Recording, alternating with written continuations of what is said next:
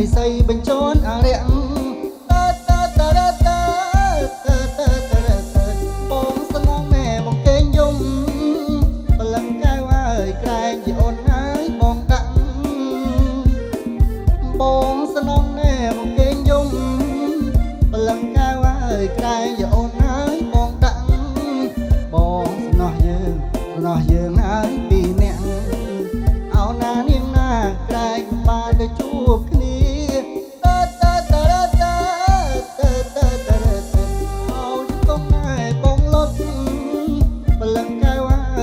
ដៃបងលើកបនំ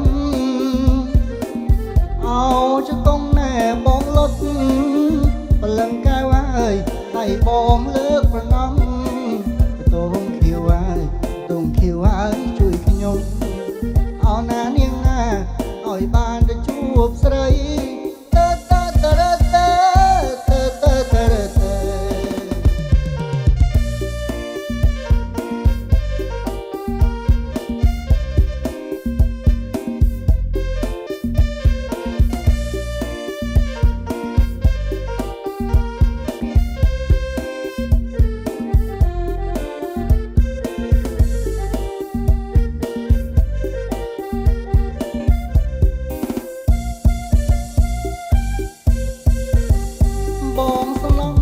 តងខៀវបលឹងកែវអើយកាលបងដឹងស្រីបងស្នងណែកតងខៀវបលឹងកែវអើយកាលបងដឹងស្រីម៉ែអូនឲ្យបងរៀបបាយសីអោណានាងណាបាយសីបញ្ជូនអារៈ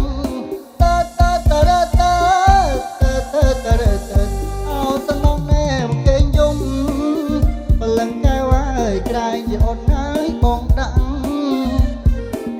បងស្រងណែបងកេងយំបលឹងកែវអើយក្រែងជាអូនហើយបងដាក់បងស្នោះយើងហើយពីរនាក់អោណានាងណាក្រែងមិនបានហើយជួបគ្នាអោចកងអើយបងលុតបលឹងកែវអើយដៃបងលើកប្រណំអោចកងណែបងលុតបលឹងកែវអើយដៃបងលើកប្រណំកតងខៀវអើយជួយខ្ញុំអោណានាងណាឲ្យបានទៅជួបស្រី